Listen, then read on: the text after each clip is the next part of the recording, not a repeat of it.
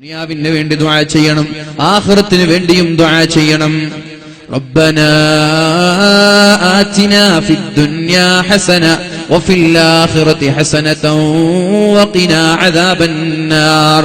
അല്ലാഹുവേ, ദുനിയാവിലും എനിക്ക് വിജയം തരണേ അല്ലാഹ്, ആഖിറത്തിലും വിജയം തരണേ അല്ലാഹ്. ദുനിയാവ് ഒഴിവാക്കി ആഖിറം ചോദിക്കേണ്ട ആവശ്യമില്ല, ആഖിറം ഒഴിവാക്കി ദുനിയാവും ചോദിക്കരുത്. രണ്ടും ഇരിക്കട്ടെ. ദുനിയാവ് മാത്രമാക്കണ്ട, ആഖിറവും മാത്രമാക്കി ഒതുക്കണ്ട, രണ്ടും ഇരിക്കട്ടെ. ഇവിടെയും വിജയിക്കട്ടെ, അവിടെയും വിജയിക്കട്ടെ. അതല്ലേ നല്ലത്. പരിശുദ്ധ ഖുർആൻ പറഞ്ഞു ഈ ഒരു ദുആ, റബ്ബനാ ആതിനാ ഫിദ്ദുനിയാ ഹസന. അല്ലാഹുവേ, ദുനിയാവിൽ വിജയം തരണേ അല്ലാഹ്. ദുനിയാവിൽ വിജയം തരണമെന്ന് പറഞ്ഞാൽ സാമ്പത്തിക പരീക്ഷണങ്ങളില്ലാതെ, ആരോഗ്യ പരീക്ഷണങ്ങളില്ലാതെ, അഭിമാനത്തോടെ അന്തസ്സോടെ മരണം വരെ ജീവിക്കാൻ നീ ഞങ്ങൾക്ക് തൗഫീഖ് നൽകണേ അല്ലാഹ്. വഫിൽ ആഖിറതി ഹസനതൻ വഖിനാ അദാബന്നാർ. അല്ലാഹുവേ, ആഖിറത്തിലും വിജയം നൽകണേ അല്ലാഹ്. നരകത്തിന്റെ അദാബിൽ നിന്ന് നീ എന്നെ കാക്കണേ എന്നുള്ള ദുആ പഠിപ്പിച്ചു പരിശുദ്ധമായ ഖുർആൻ നമ്മോട് പഠിപ്പിക്കുകയുണ്ടായി. ആ ദുആകൾ എല്ലാ രാത്രികളിലും അല്ലാഹുവിനോട് ദുആ ചെയ്താൽ ദുആയിനെ അല്ലാഹു തട്ടിക്കളയൂല എന്ന് മുഹമ്മദുർ റസൂലുള്ളാഹി സ്വല്ലല്ലാഹു അലൈഹി വസല്ലം നമ്മെ പഠിപ്പിക്കുന്നുണ്ട്. പരിശുദ്ധമായ റജബ് മാസം അല്ലാഹു അതിനെ ബഹുമാനിച്ചപ്പോ ഇതിൽ നന്മ ചെയ്താൽ കൂടുതൽ പ്രതിഫലങ്ങൾ ലഭിക്കുന്നുണ്ടെങ്കിൽ ഈ മാസത്തിൽ തെറ്റ് ചെയ്താൽ കൂടുതൽ ശിക്ഷയും ലഭിക്കുമെന്ന് മറന്നുപോകരുത്. മസ്ജിദുൽ ഹറം ഒരു റക്അത്തിന് ലക്ഷക്കണക്കിന് പ്രതിഫലങ്ങളാണ്. ഒരു റക്അത്ത് നിസ്കരിച്ചാൽ ലക്ഷക്കണക്കിന് പ്രതിഫലങ്ങളാണ്. എന്നാൽ അവിടെ വെച്ചൊരു തെറ്റ് ചെയ്താലോ അതേപോലെ ലക്ഷക്കണക്കിന് ശിക്ഷയുണ്ട്.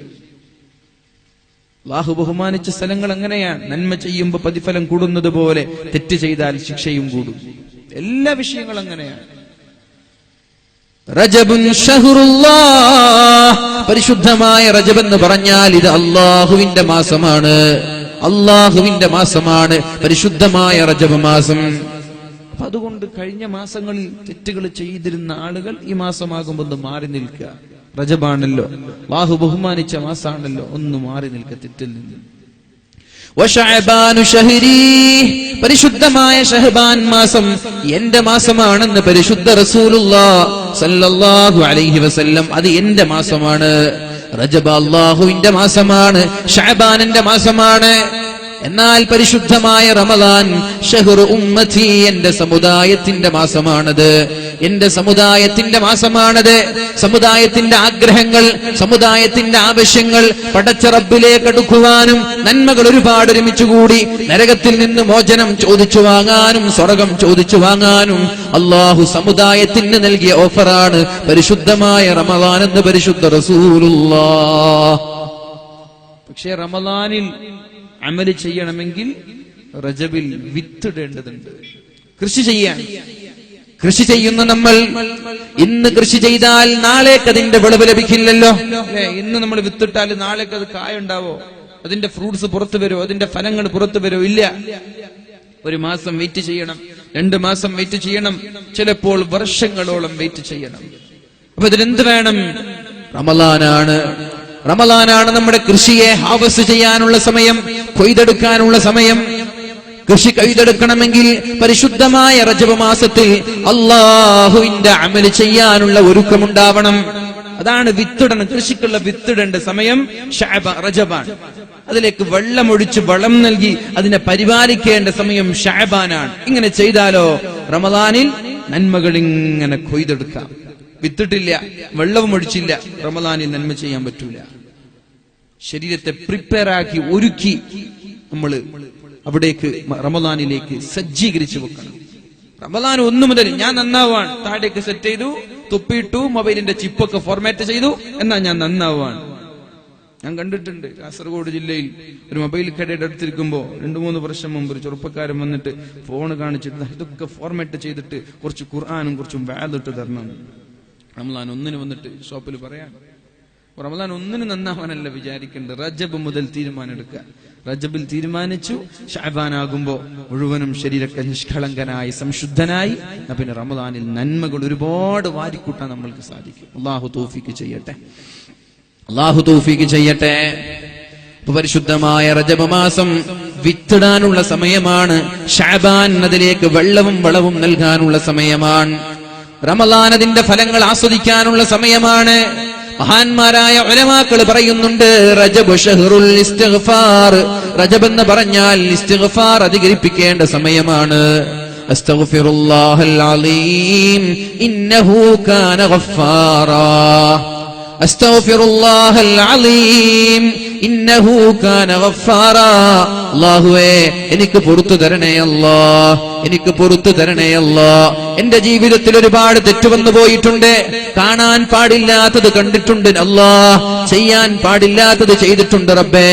സമ്പാദിച്ചത് ഹറാമിൽ നിന്ന് വന്നു പോയിട്ടുണ്ട് നാഥാ. അതുകൊണ്ട് എന്റെ പാപങ്ങൾ പുറത്തു തരണേ എന്ന രീതിയിൽ പരിശുദ്ധമായ റജബ് മാസത്തിൽ ഒരുപാട് ഇസ്തിഗ്ഫാർ അധികരിപ്പിക്കണമെന്ന് മഹാന്മാരായ ആലിമീങ്ങൾ നമ്മോട് പഠിപ്പിക്കുന്നുണ്ട്. അസ്തഗ്ഫിറുല്ലാഹൽ അലീം, അസ്തഗ്ഫിറുല്ലാഹൽ അലീം. ഇങ്ങനെ ഇസ്തിഗ്ഫാർ അധികരിപ്പിക്കേണ്ട മാസമാണ് പരിശുദ്ധമായ റജബ് മാസം. ഇസ്തഗ്ഫിറൂ റബ്ബക്കും ഇന്നഹു കാന ഗഫാറാ യുർസിലിസ് സമാഅ അലൈക്കും മിദ്റാറാ. പരിശുദ്ധമായ ഖുർആനിൽ അല്ലാഹു നമ്മോട് പഠിപ്പിക്കുന്നുണ്ട്, ഇസ്തഗ്ഫിറൂ റബ്ബക്കും ഇന്നഹു കാന ഗഫാറാ. നിങ്ങൾ അല്ലാഹുവിനോട് പൊറുക്കലിനെ തേടണേ. ഒരു മനുഷ്യന്റെ ലക്ഷ്യം എന്താ?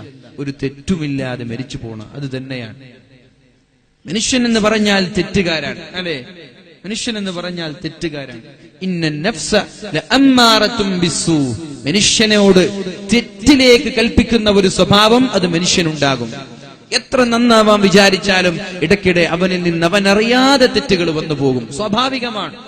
പരിശുദ്ധ ഖുർആൻ പറഞ്ഞ വിഷയമാണ്. ഇന്നൻ നഫ്സ ലഅമ്മാറത്തും ബിസ്സൂ. ഒരു മനുഷ്യന്റെ ശരീരത്തോട് തിന്മ ചെയ്യാൻ നിരന്തരം പിശാച് കൽപ്പിച്ചുകൊണ്ടേയിരിക്കുന്നുണ്ട്. കുല്ലുബ്നു ആദമ ഖത്വാഉൻ. അല്ലാഹുവിന്റെ ആദം സന്തതികളിൽപ്പെട്ട എല്ലാ ആളുകളും തെറ്റുകാരാണ്. അമ്പിയാക്കളല്ലാത്ത, പ്രവാചകന്മാരല്ലാത്ത എല്ലാ ആളുകളും തെറ്റുകാരാണ്. തെറ്റ് ചെയ്യാത്ത ആളുകൾ ഇല്ലേ ഇല്ല. അങ്ങനെ അമ്പിയാക്കളാണ് മഅസൂമിങ്ങൾ. തെറ്റിൽ നിന്ന് സംരക്ഷിക്കപ്പെടുന്നവർ അമ്പിയാക്കളാണ്. അവർ തെറ്റ് ചെയ്യൂല. ബാക്കിയുള്ളവരോ തെറ്റ് ചെയ്യുന്നവരാണ്. പക്ഷെ തെറ്റ് ചെയ്യുന്നവരെന്ന് പറഞ്ഞവർ എഴുതി തള്ളാൻ പറ്റുമോ? ഇല്ല. വഖൈറുൽ ഖത്വാഇന തവ്വാബൂൻ. തെറ്റ് ചെയ്യുന്നവരിൽ അല്ലാഹുവിന് ഏറ്റവും ഇഷ്ടമുള്ളത്, അല്ലാഹു സ്നേഹിക്കുന്നത്, അല്ലാഹു ആദരിക്കുന്നത് തൗബ ചെയ്യുന്ന ആളുകളെയാണ്, ഇസ്തിഗ്ഫാർ അധികരിപ്പിക്കുന്ന ആളുകളെയാണ്. എല്ലാരും തെറ്റ് ചെയ്യുന്നവരാണ്. പക്ഷെ ആരാണ് കൂടുതൽ അസ്തഗ്ഫിറുല്ലാഹൽ അലീം, അസ്തഗ്ഫിറുല്ലാഹൽ അലീം, അസ്തഗ്ഫിറുല്ലാഹൽ അലീം, ഇത് ആരാണ് കൂടുതൽ അധികരിപ്പിക്കുന്നത്? അവരെയാണ് അല്ലാഹുവിന് ഇഷ്ടം. വയസ്സായ ആളുകൾ അവസാന സമയത്ത് കൂടുതൽ ഇസ്തിഗ്ഫാർ അധികരിപ്പിക്കുക. ഇസ്തിഗ്ഫാർ എത്ര ചെല്ലാൻ പറ്റുമോ? ഒരു ദിവസം 1000, 2000, 3000, 10000 എത്ര ഇസ്തിഗ്ഫാർ നമ്മൾക്ക് അധികരിക്കാൻ പറ്റുമോ അത്ര കണ്ട് നമ്മൾ അധികരിപ്പിക്കുക. അല്ലാഹു തൗഫീഖ് ചെയ്യട്ടെ. അതാണ് ഏറ്റവും വലിയ പരിഹാരം. മഹാനായ ഉമർ ഇബ്നു അബ്ദുൽ അസീസ് റളിയല്ലാഹു അൻഹു ലോകത്തോട് വിട പറഞ്ഞു. ലോകം കണ്ട ഏറ്റവും നീതിമാനായ ഭരണാധികാരിയാണ്. ഇസ്ലാമിക ചരിത്രത്തിൽ 5ാം ഖലീഫ എന്ന പേരിൽ അറിയപ്പെടുന്ന ഒരു മഹാനുഭാവൻ. അദ്ദേഹം ലോകത്തോട് വിട പറഞ്ഞു പോയപ്പോൾ അദ്ദേഹത്തിന്റെ കുടുംബക്കാരനായ ഒരു സഹോദരൻ അദ്ദേഹത്തെ സ്വപ്നം കാണാനിടയായി. അല്ല, നിങ്ങൾ ഒരുപാട് നന്മ ചെയ്ത ആളാണല്ലോ, ഖബറിൽ നിങ്ങൾക്ക് ഏറ്റവും ഉപകാരമുള്ള അമൽ ഏതായിരുന്നു? ഖബറിൽ രക്ഷപ്പെടാനുള്ള അമൽ ഏതാണ്? വലിയ മുതലാളിയാണ്. അദ്ദേഹത്തിന്റെ സുഗന്ധം കിലോമീറ്ററുകളോളം അതിന്റെ പരിമളം എത്തിയിരുന്നു എന്നാണ്. അധികാരം കയ്യിൽ കിട്ടിയപ്പോ തന്റെ കയ്യിലുള്ള സമ്പാദ്യങ്ങൾ വലിച്ചെറിഞ്ഞ് ദീനിന് വേണ്ടി ത്യാഗം ചെയ്ത മഹാനാണ്. അദ്ദേഹത്തോട് ചോദിച്ചു, അല്ല, നിങ്ങളുടെ ജീവിതത്തിൽ നിങ്ങളുടെ ഖബറിലേക്ക് ഏറ്റവും ഉപകാരമുള്ള അമൽ ഏതായിരുന്നു? അപ്പോഴാണ് അദ്ദേഹം പറഞ്ഞത്, എന്റെ ജീവിതത്തിൽ ഞാൻ ചെയ്തു കൂട്ടിയ, എന്റെ ജീവിതത്തിൽ ഞാൻ ചൊല്ലിക്കൂട്ടിയ പരിശുദ്ധമായ ഇസ്തിഗ്ഫാർ, അസ്തഗ്ഫിറുല്ലാഹൽ അലീം, അസ്തഗ്ഫിറുല്ലാഹൽ അലീം എന്നുള്ള ഇസ്തിഗ്ഫാറിന്റെ ഖബറിലേക്ക് ഒരുപാട് ഉപകാരം ചെയ്തിട്ടുണ്ട്. എന്റെ ഖബറിൽ ഏറ്റവും സുഖങ്ങൾ ലഭിക്കാൻ കാരണം ഇസ്തിഗ്ഫാർ ആണെന്ന് മഹാനായ ഉമർ ഇബ്നു അബ്ദുൽ അസീസ് റളിയല്ലാഹു അൻഹു പറയുമ്പോ എന്റെ പ്രിയപ്പെട്ട സഹോദരങ്ങളോട്, രക്ഷിതാക്കളോട്, വൃദ്ധന്മാരായ എന്റെ സ്നേഹനിധികളായ ഉപ്പമാരോട്, ഉമ്മമാരോട് പറയാനുള്ളത്, വെറുതെ സൊറ പറയുന്ന സമയങ്ങളിൽ, വെറുതെ സംസാരിച്ചിരിക്കുന്ന സമയങ്ങളിൽ, TV കണ്ട സമയം നഷ്ടപ്പെടുത്തുന്ന സമയങ്ങളിൽ ഒരു തസ്ബീഹ് മാല കയ്യിൽ പിടിച്ചുകൊണ്ട് അസ്തഗ്ഫിറുല്ലാഹൽ അലീം, അസ്തഗ്ഫിറുല്ലാഹൽ അലീം എന്നിങ്ങനെ ചെല്ലാൻ തുടങ്ങിയാൽ നിങ്ങൾ മരിക്കുന്ന സമയത്ത് ഒരു തെറ്റുപോലുമില്ലാതെ ഒരു നല്ല മനുഷ്യനായി ഉമ്മ പെറ്റ മക്കളെ പോലെ ലാ ഇലാഹ ഇല്ലല്ലാഹ് എന്നുച്ചരിച്ച് മരിക്കാനുള്ള ഭാഗ്യമുണ്ടാകും. അല്ലാഹു തൗഫീഖ് ചെയ്യട്ടെ, അല്ലാഹു തൗഫീഖ് ചെയ്യട്ടെ. അത് മാത്രമല്ല, ഒരുപാട് നേട്ടങ്ങളുണ്ട് ഇസ്തിഗ്ഫാറിലൂടെ. ഇസ്തഗ്ഫിറൂ റബ്ബക്കും ഇന്നഹു കാന ഗഫാറാ യുർസിലിസ് സമാഅ അലൈക്കും മിദ്റാറാ. നിങ്ങൾ ഇസ്തിഗ്ഫാർ ചൊല്ലിയാൽ നിങ്ങൾക്ക് ഞാൻ കോരിച്ചൊരിയുന്ന മഴ തരാമെന്ന് പരിശുദ്ധ ഖുർആനിൽ അല്ലാഹു നമ്മെ പഠിപ്പിക്കുന്നുണ്ട്. ഇസ്തിഗ്ഫാർ ചൊല്ലിക്കോ, മഴ തരാം. മഴയില്ല, ദുബായിൽ നല്ല മഴയാണ്, ഒരാഴ്ച നീണ്ടു നിൽക്കുന്ന മഴ. നമ്മുടെ നാട്ടിലെ മഴ അങ്ങോട്ട് പോയി, ഇവിടെ മഴയില്ല. ഇവിടെ അല്ലേ മഴ വരേണ്ടത്? ഇവിടെ ആയിരുന്നില്ലേ മഴ ഉണ്ടായിരുന്നത്? ഒരു കാലഘട്ടത്തിൽ നല്ലവരായ ആളുകൾ ഇവിടെ ജീവിച്ചിരുന്നു. നല്ലവരൊക്കെ ലോകത്തോട് ഇവിടെ പറഞ്ഞു പോയി. കുറച്ചാളുകളെ ഉള്ളൂ, അതുകൊണ്ടാ കുറച്ചെങ്കിലും മഴ കിട്ടുന്നത്. അപ്പൊ മഴ കിട്ടാനുള്ള വഴി എന്താ? ഇസ്തിഗ്ഫാർ അധികരിപ്പിക്കുക. ഇസ്തഗ്ഫിറൂ റബ്ബക്കും ഇന്നഹു കാന ഗഫാറാ യുർസിലിസ് സമാഅ അലൈക്കും മിദ്റാറാ. നിങ്ങൾ അല്ലാഹുവിലേക്ക് ഇസ്തിഗ്ഫാർ ചൊല്ലിയാൽ അല്ലാഹു അനുഗ്രഹീതമായ കോരിച്ചൊരിയുന്ന മഴ തരാമെന്ന് പരിശുദ്ധമായ സൂറത്തുകളിൽ അല്ലാഹു പഠിപ്പിക്കുന്നുണ്ട്. ഇസ്തിഗ്ഫാർ ചൊല്ലണം, എല്ലാവരും ചൊല്ലണം. ആര്? ഉപ്പ ചൊല്ലണം, ഉമ്മ ചൊല്ലണം, മക്കള് ചൊല്ലണം, വീട്ടുകാരെല്ലാവരും ചൊല്ലണം ഇസ്തിഗ്ഫാർ. ഒരു മിനിമം 100 ഇസ്തിഗ്ഫാറെങ്കിലും ചെല്ലാൻ പറ്റണം നമ്മൾക്ക്. രാവിലെ സുബഹി നിസ്കാരത്തിന്റെയും മഗ്രിബിന്റെയും ഇടയിൽ ഒരു 100 തവണ, മഗ്രിബ് നിസ്കാരത്തിന്റെയും സുബഹിയുടെയും ഇടയിൽ ഒരു 100 തവണ ഇത് ചൊല്ലിയാലോ മഴ ലഭിക്കും, നോ ഡൗട്ട്. ഇത് അല്ലാഹുവിന്റെ വാഗ്ദാനമാണ്. നമ്മളെ പോലെയല്ല, അല്ലാഹ് പറഞ്ഞ നമ്മളെ പോലെയല്ല. റബ്ബനാ വആതിനാ മാ ബഅത്നാ അലാ റസൂലിക വലാ തുഖ്സിനാ യൗമൽ ഖിയാമ. അല്ലാഹുവേ, നീ ഞങ്ങൾക്ക് നൽകിയ വാഗ്ദാനം നീ നിറവേറ്റി തരണേ അല്ലാഹ്. കാരണം ഇന്നക ലാ തുഖ്ലിഫുൽ മിആദ്, ഒരു വാഗ്ദാനം നീ നൽകിയാൽ ആ വാഗ്ദാനം നീ തള്ളിക്കളയുന്നവനല്ല, കരാറ് ലംഘിക്കുന്നവനല്ല, വഞ്ചിക്കുന്നവനല്ല, ചതിക്കുന്നവനല്ല. ഒരു വാക്ക് നൽകിയാൽ അതുപോലെ പാലിക്കുന്നവനാണ് നീ. അതുകൊണ്ട് ഞങ്ങളുടെ വാഗ്ദാനം നിറവേറ്റി തരണേ എന്ന് ദുആ ചെയ്യാറുണ്ടല്ലോ. അല്ലാഹു ഒരു വാഗ്ദാനം നൽകിയാൽ അത് ഭംഗിയായി നിറവേറ്റാൻ അല്ലാഹു ശ്രദ്ധിക്കുന്നുണ്ട്. അല്ലാഹു ലംഘിക്കൂല. ഇപ്പൊ മഴ വേണമെങ്കിൽ എന്ത് ചെയ്യണം? മുഖ്യമന്ത്രി കണ്ടിട്ടൊന്നും കാര്യം ഉണ്ടാവൂല, അതൊന്നും ശരിയാവൂല. പിന്നെന്താ വേണ്ടത്? ഇസ്തിഗ്ഫാർ അധികരിപ്പിക്കുക. അല്ലാഹു ഒരു ചൊരിയുന്ന അനുഗ്രഹീതമായ മഴ ഞങ്ങൾക്ക് നൽകുമാറാവട്ടെ. സ്വർഗം ലഭിക്കാനുള്ള ഒരു വഴി, മരിച്ചാൽ സ്വർഗം ലഭിക്കാനുള്ള ഒരു വഴി അല്ലാഹുവിന്റെ ഹബീബ് സല്ലല്ലാഹു അലൈഹി വസല്ലം നമ്മോട് പഠിപ്പിക്കുന്നുണ്ട്. മരിക്കുമെന്ന് ഉറപ്പാണല്ലോ, മരിക്കാതെ രക്ഷപ്പെടാൻ ആർക്കും പറ്റൂലല്ലോ, അല്ലേ? ആർക്കെങ്കിലും മരിക്കാതെ രക്ഷപ്പെടാൻ പറ്റുമോ? പല ആളുകളും ശ്രമിക്കുന്നുണ്ട്. യൂറോപ്യൻസ് ഒക്കെ വലിയ വലിയ ഭീമമായ ഡോളറുകൾ കൊടുത്തിട്ട് മരിക്കുമ്പോൾ ഒരു വസിയത്ത് ചെയ്യാൻ, ഞാൻ മരിച്ചാൽ എന്നെ നിങ്ങൾ മറമാടാൻ പാടില്ല.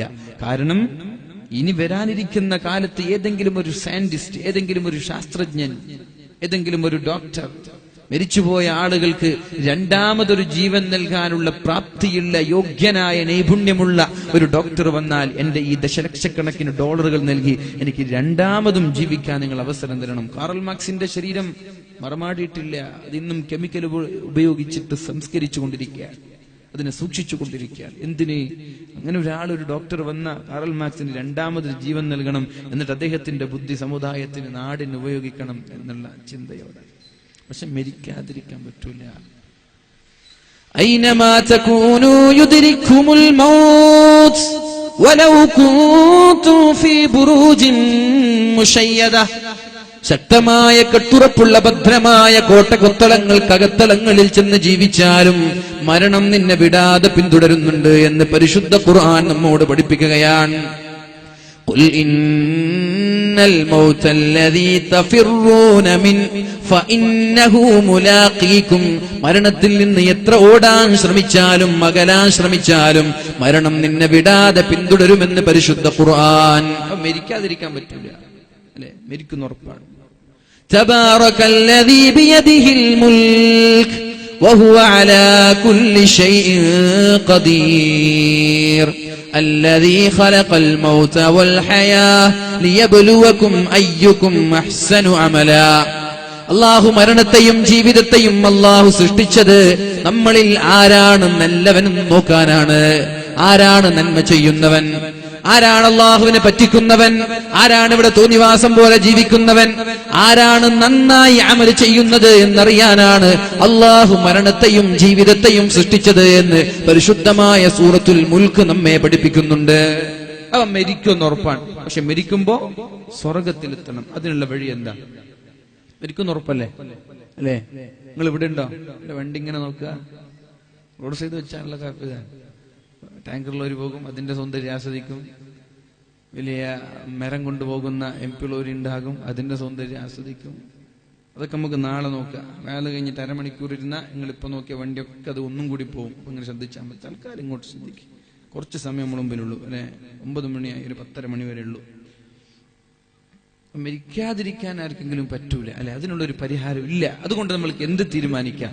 മരിക്കും എന്നുറപ്പുള്ളത് കൊണ്ട് തന്നെ മരിക്കുമ്പോ സ്വർഗത്തിലേക്ക് എത്താനുള്ള വഴി എന്താണ്? അതിനൊരു പരിഹാരം അല്ലാഹുവിന്റെ ഹബീബ് പഠിപ്പിക്കുന്നുണ്ട്.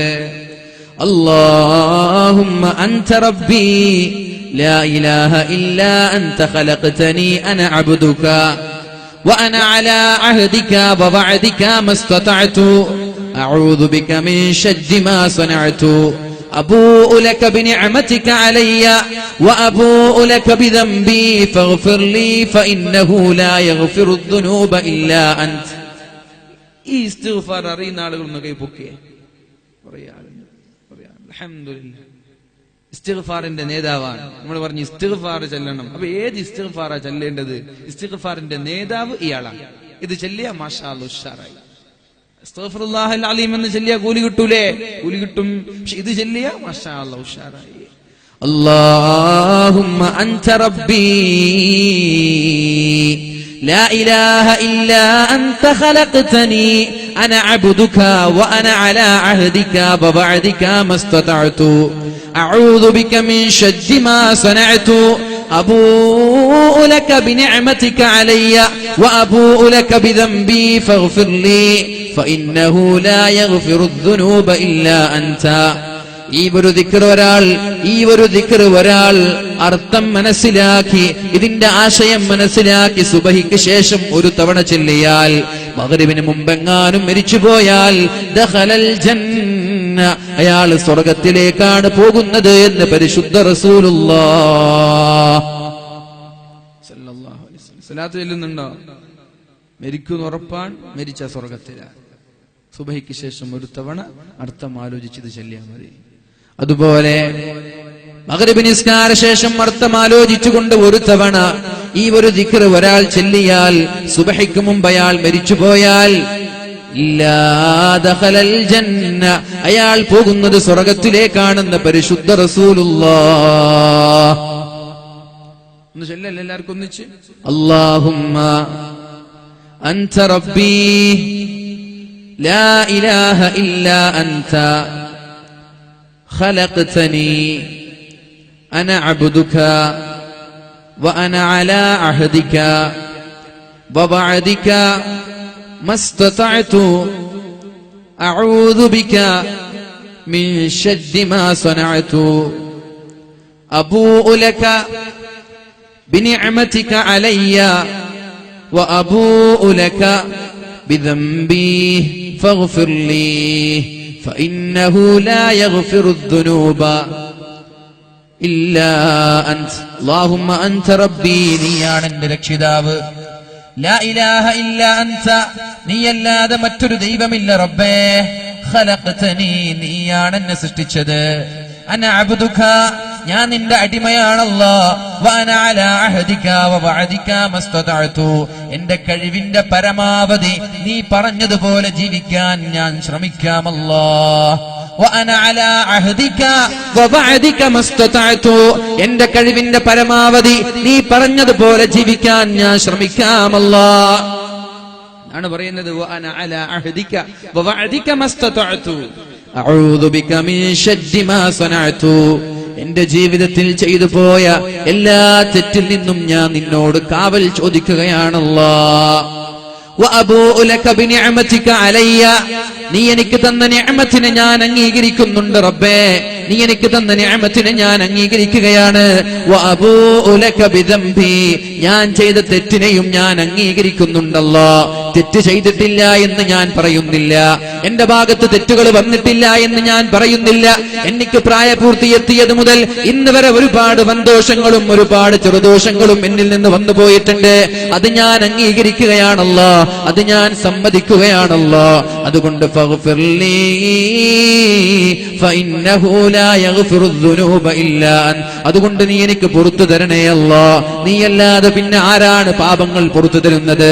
നീയല്ലാതെ പിന്നെ ആരാണ് ഞങ്ങളുടെ ദോഷങ്ങൾ പുറത്തു തരുന്നത്? നിന്നോടല്ലാതെ പിന്നെ ആരോടാണ് റബ്ബേ ഞങ്ങൾ ചോദിക്കുന്നത്?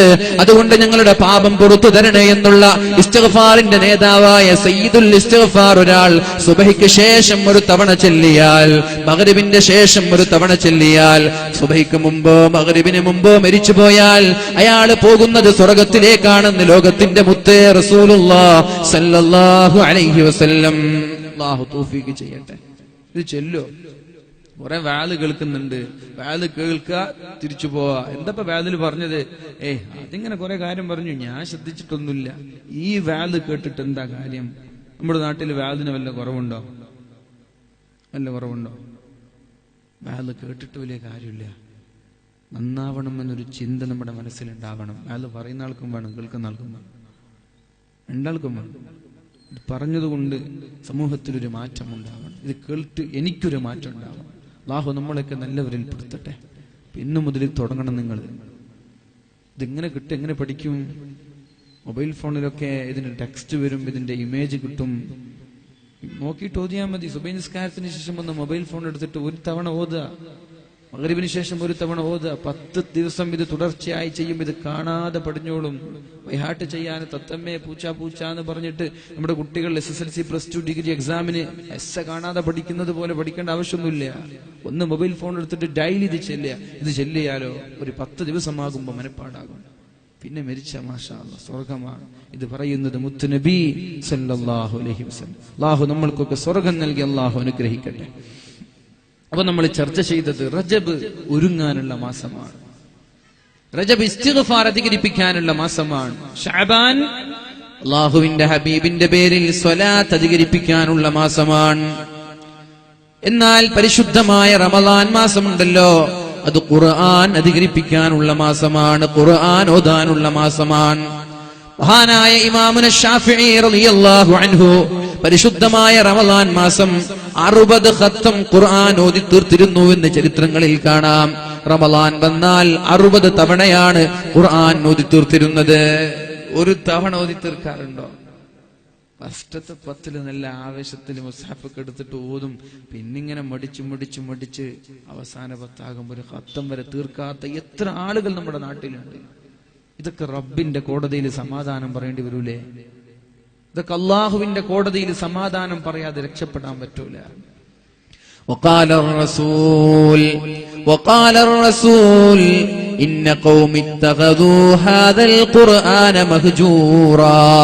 അല്ലാഹുവേ, എന്റെ സമുദായം പരിശുദ്ധമായ ഖുർആനിനെ അവഗണിച്ചു കളഞ്ഞുവല്ലോ എന്ന് അല്ലാഹുവിന്റെ ഹബീബ് പരാതി പറയുന്നുണ്ട്. وقال الرسول إن قوم اتخذوا هذا القرآن مهجورا. പരിശുദ്ധമായ ഖുർആനിനെ എന്റെ സമുദായം അവഗണിച്ചു കളഞ്ഞുവല്ലോ. മഹാന്മാരായ ആലിമീങ്ങൾ പറയാണ്, മാസത്തിൽ ഒരു തവണ ഖുർആൻ ഖത്തം തീർത്തില്ലെങ്കിൽ ഖുർആനിനെ അവഗണിച്ച് കളഞ്ഞവരിൽ അവർ പെട്ടുപോകും. ഖുർആൻ നമ്മൾക്കെതിരെ സാക്ഷി നിൽക്കും. അല്ലാഹു കാക്കട്ടെ. ഗൗരവമുള്ള വിഷയല്ലേ ഇത്? ഒരു തവണ ഒരു ഖത്തം ഖുർആൻ ഒരു മാസത്തിൽ ഓതി തീർത്തില്ലെങ്കിൽ ഖുർആനിനെ അവഗണിച്ച് കളഞ്ഞവരെ നമ്മൾ പെട്ടുപോകും. ഖുർആൻ ഒരാൾക്കെതിരെ ശബ്ദിച്ചാൽ അവന്റെ കാര്യം കഷ്ടമാണ് എന്ന് ശഫീഉനാ റസൂലുള്ളാഹി സ്വല്ലല്ലാഹു അലൈഹി വസല്ലം. തിരിച്ചു വരണ്ടേ, മടങ്ങി വരണ്ടേ ഖുർആനിലേക്ക് മടങ്ങി വരണ്ടേ? അല്ലാഹുവിന്റെ ഹബീബായ റസൂലുള്ളാഹി സ്വല്ലല്ലാഹു അലൈഹി വസല്ലം മുശ്രിക്കീങ്ങളായ ആളുകളെ ഇസ്ലാമിലേക്ക് കൊണ്ടുവരാൻ ഉപയോഗിച്ചത് പരിശുദ്ധമായ ഖുർആനായിരുന്നു. സത്യം പറഞ്ഞാലേ കാസർഗോഡ് ജില്ലയിൽ ഏറ്റവും തൃപ്തികരമായ മൈക്ക് കിട്ടിയത് ഇന്നാണ്. മാഷാ അല്ലാഹ്, നല്ല മൈക്കാണ് അൽഹംദുലില്ലാഹ്. ഇതുവരെ നമ്മുടെ നാട്ടിൽ അപ്പോ നബിത്തങ്ങളെ ഇസ്ലാമിലേക്ക് ആളുകളെ കൊണ്ടുവരാൻ ഉപയോഗിച്ചത് ഖുർആനാണ്. എന്നാൽ ആളുകളെ ഇസ്ലാമിൽ നിന്ന് പിന്തിരിപ്പിക്കാൻ ഇന്ന് സമുദായം ഉപയോഗിക്കുന്നതും ഖുർആനാണ്. മുസ്ലിമീങ്ങളുടെ ആവേശവും മുസ്ലിമീങ്ങളുടെ ഈമാനും മുസ്ലിമീങ്ങളുടെ സംസ്കാരവും നശിപ്പിക്കാൻ ഇന്ന് ലോകത്ത് ചില ആളുകൾ ഗൂഢമായ തന്ത്രങ്ങൾ മെനയുന്നുണ്ട്. അവരുപയോഗിക്കുന്നത് ഖുർആനാണ്. മഹാനായ തുഫൈൽ ഇബ്നു അംറു ദൗസി റളിയല്ലാഹു അൻഹു അല്ലാഹുവിന്റെ ഹബീബിന്റെ സന്നിധിയിലേക്ക് കടന്നു വരികയാണ്. അന്ന് അദ്ദേഹം മുസ്ലിം അല്ല, വലിയ അറിയപ്പെട്ട മഹാനാണ്. അവിടെ അറിയപ്പെട്ട ഒരു കവിയാണ് തുഫൈൽ. നബിത്തങ്ങൾ മക്കയിൽ ഇങ്ങനെ പ്രബോധനം നടത്തിക്കൊണ്ടിരിക്കുമ്പോഴാണ് അദ്ദേഹം ആ വഴിയിലൂടെ കടന്നു വരുന്നത്. മക്ക മുശ്രിക്കീങ്ങൾ തടഞ്ഞു. ഇവിടെ ഒരു മുഹമ്മദ് ഉണ്ട്, പോവരുത്, മുഹമ്മദ് ഉണ്ട്, പോവരുത്.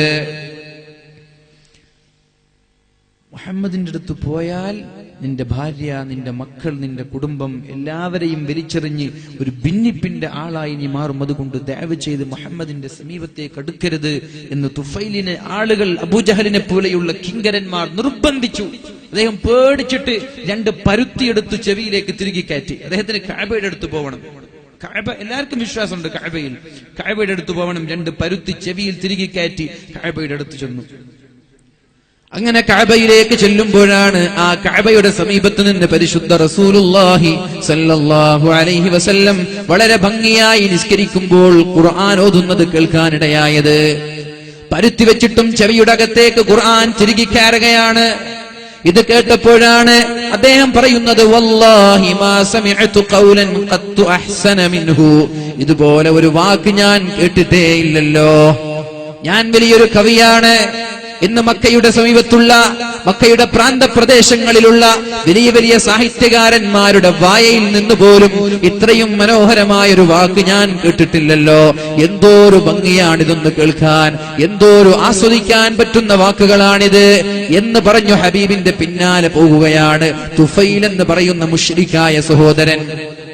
നിങ്ങളടുത്ത് പോയി നബി തങ്ങൾ ഖുർആൻ ഓതി കൊടുത്തു. അഷ്ഹദു അല്ലാ ഇലാഹ ഇല്ലല്ലാഹ് വഅഷ്ഹദു അന്ന മുഹമ്മദർ റസൂലുള്ളാഹ് എന്ന് പറഞ്ഞു ഇസ്ലാമിലേക്ക് കടന്നു വരികയും 80ഓളം വീട്ടുകാരെ ഇസ്ലാമിലേക്ക് കൊണ്ടുവരികയും ചെയ്തു മഹാനായ തുഫൈൽ റളിയല്ലാഹു അൻഹു. കാരണം ഖുർആൻ കേട്ടതാണ്. ഖുർആൻ കേട്ടപ്പോൾ പരിവർത്തനം ഉണ്ടായി, ഖുർആൻ കേട്ടപ്പോൾ മാറ്റമുണ്ടായി. ത്വാഹ മാ അൻസൽനൽ ഖുർആന ത്വാഹ. അല്ലാഹുവിന്റെ ഹബീബിന്റെ പരിശുദ്ധമായ പേര് ഉച്ചരിച്ചുകൊണ്ട് ഒരു സൂറത്ത് തുടങ്ങുന്നുണ്ട്. ആ സൂറത്ത് കേട്ടപ്പോഴാണ് മഹാനായ ഉമർ ഇബ്നുൽ ഖത്താബ് റളിയല്ലാഹു അൻഹുവിന്റെ ജീവിതത്തിൽ ഒരു പരിവർത്തനം ഉണ്ടാവുന്നത്. ഇഷ്ടംപോലെ സംഭവങ്ങൾ ഓരോ ആയത്തുകളിലൂടെ ഓരോ മഹാന്മാർ ഇസ്ലാമിലേക്ക് കടന്നു വന്നു. എന്നാൽ എങ്ങനെയെങ്കിലും മുസ്ലിമീങ്ങളെ ഖുർആനിൽ നിന്ന് മാറ്റി നിർത്താനാണ് ഇസ്ലാമിന്റെ ശത്രുക്കൾ ശ്രമിച്ചുകൊണ്ടേയിരിക്കുന്നത്. ഇസ്ലാമിനെ ഒരിക്കലും തകർക്കാൻ പറ്റൂല എന്ന് തോന്നിയപ്പോഴാണ് when this book is with them we cannot enjoy peace and tranquility in their land. ഈ ഖുർആൻ അവരുടെ കയ്യിലുള്ള കാലത്തോളം സമാധാനവും സന്തോഷവും നമ്മൾക്ക് കിട്ടൂല. മുസ്ലിമുകൾ ഖുർആൻ കൊണ്ട് ജീവിക്കുന്നവരായിരുന്നു ഒരു കാലഘട്ടത്തിൽ. ലക്ഷോപലക്ഷം ആളുകൾ ശത്രുക്കൾ ഇസ്ലാമിനെതിരെ പോരാടാൻ വന്ന് വിജയിക്കാൻ പറ്റിയില്ല. കാരണം അവരുടെ സംസ്കാരവും അവരുടെ സ്വഭാവവും ഖുർആനായിരുന്നു. പിന്നെ അവർ ആലോചിച്ചു തുടങ്ങി മുസ്ലിമുകളെ ഖുർആനിൽ നിന്ന് മാറ്റി നിർത്തണം. അതെങ്ങനെയാ പറ്റുക? അപ്പോഴാണ് 2 കപ്പലുകളിലായി യൂറോപ്പിൽ നിന്ന് ഒരു കപ്പൽ നിറയെ മാദക സുന്ദരിമാർ, ഒരു കപ്പൽ നിറയെ കള്ളിന്റെ തോപ്പുകൾ, കള്ളിന്റെ കോപ്പുകൾ മുസ്ലിമീങ്ങളായ ആളുകൾക്കിടയിലേക്ക് അർദ്ധനഗ്നരായ പെണ്ണുങ്ങൾ ഇറക്കി വിട്ടു. നാടുനീളെ കള്ളിന്റെ ബാറുകൾ തുറന്നു വെച്ചു. കള്ളു കുടിച്ചു, പെണ്ണു പിടിച്ചു. മുസ്ലിമീങ്ങൾ ഖുർആനിൽ നിന്ന് മാറി സഞ്ചരിക്കാൻ തുടങ്ങി. അതോടുകൂടി മുസ്ലിം ഉമ്മത്തിന്റെ നാശത്തിന് തുടക്കം കുറിച്ചു. ഇന്നും നമ്മൾ കാണുന്നതും കേൾക്കുന്നതും അനുഭവിക്കുന്നതും ഖുർആനിൽ നിന്ന് നമ്മൾ മാറിയത് മുതൽ അനുഭവിക്കാൻ പോകുന്ന പരീക്ഷണങ്ങളാണ്. അങ്ങനെ തന്നെ ഇനി ഖുർആനിലേക്ക് തിരിച്ചു വരാൻ തയ്യാറായാൽ ആ പഴയ വിജയം അള്ളാഹു തിരിച്ചു തരും. എവിടെ നോക്കിയാലും നമ്മൾക്കെതിരെ ആക്ഷേപങ്ങൾ, എവിടെ നോക്കിയാലും ആളുകൾ നമ്മെ ടാർഗറ്റ് ചെയ്യാൻ കാരണം നമ്മളാണ്. അല്ലാഹുവിന്റെ ഹബീബായ മുഹമ്മദുർ റസൂലുള്ളാഹ് സ്വല്ലല്ലാഹു അലൈഹി വസല്ലം നമ്മോട് പഠിപ്പിക്കുന്നുണ്ടല്ലോ, തറക്തു ഫീകും അംറൈൻ, രണ്ടു കാര്യം ഞാൻ നിങ്ങളെ ഏൽപ്പിച്ചു പോവുകയാണ്. നിങ്ങളെ ഏൽപ്പിക്കാൻ ഞാനുള്ള കാലത്ത് ഞാൻ നിങ്ങളെ നോക്കിക്കോളാം, പക്ഷെ ഞാൻ മരിച്ചാലോ ഞാൻ നിങ്ങളെ രണ്ട് കാര്യം ഏൽപ്പിച്ചു പോവാണ്. തറക്തു ഫീകും അംറൈൻ ലം തദില്ലൂ മാ തമസ്സക്തും ബിഹിമാ, ഈ രണ്ട് കാര്യം നിങ്ങൾ മുറുകെ പിടിച്ചാൽ നിങ്ങൾക്ക് പരാജയത്തിന്റെ കയ്പ് നീര് കുടിക്കേണ്ടി വരൂല, നിങ്ങൾക്ക് പരാജയത്തിന്റെ അഗാധ ഗർത്തങ്ങളിൽ വീഴേണ്ടി വരൂല. രണ്ട് കാര്യം മുറുകെ പിടിച്ചാൽ മതി. ഒന്ന് ഖുർആനാണ്, രണ്ടെന്റെ സുന്നത്താണ്. ഇത് രണ്ടും മുറുകെ പിടിക്കാൻ കാസർഗോട്ടുകാരാ നമ്മൾ തയ്യാറാണോ? ഖുർആനിലും സുന്നത്തിലും അധിഷ്ഠിതമായ ജീവിതം നയിക്കാൻ നമ്മൾ തയ്യാറാണോ? നമ്മുടെ വേഷവിധാനങ്ങൾ, നമ്മുടെ ഡ്രസ് കോഡ്, നമ്മുടെ ഭക്ഷണങ്ങൾ, നമ്മുടെ ജീവിത രീതി, നമ്മുടെ സംസ്കാരം, നമ്മുടെ ചിട്ട, നമ്മുടെ ഓരോ രീതിയും പരിശുദ്ധമായ ഖുർആനും പരിശുദ്ധമായ ഹദീസിലേക്കും മാറാൻ തയ്യാറായാൽ ഇന്ന് കൂണുപോലെ വളർന്ന് പന്തലിച്ചുകൊണ്ടിരിക്കുന്ന വർഗീയ ഫാസിസ്റ്റുകളുടെ ആക്ഷേപങ്ങളും ആരോപണങ്ങളും നമ്മൾക്കെതിരെ ഉണ്ടാവൂല. ഇവിടെ കൊലപാതകങ്ങളുടെ കഥകൾ കേൾക്കേണ്ടി വരൂല. ഇവിടെ ആരാധനാലയങ്ങൾക്കെതിരെ ഒരു കല്ലേറ് പോലും ഉണ്ടാവൂല. ഇസ്ലാമിനെതിരെ ശബ്ദിക്കാനോ ഒച്ചവെക്കാനോ ഇസ്ലാമിനെതിരെ പേന എഴുതാനോ ഒരാളും ഇവിടെ തയ്യാറാവൂല. മടങ്ങിപ്പോവണം തറവാട്ടിലേക്ക്, മടങ്ങിപ്പോവണം ഖുർആനിലേക്ക്, മടങ്ങിപ്പോവണം പരിശുദ്ധ റസൂലിന്റെ ചര്യയിലേക്ക്. നമ്മൾ മാറിയാൽ നമ്മെ ആക്രമിക്കാൻ അള്ളാഹു തന്നെ ആളെ ഇറക്കും.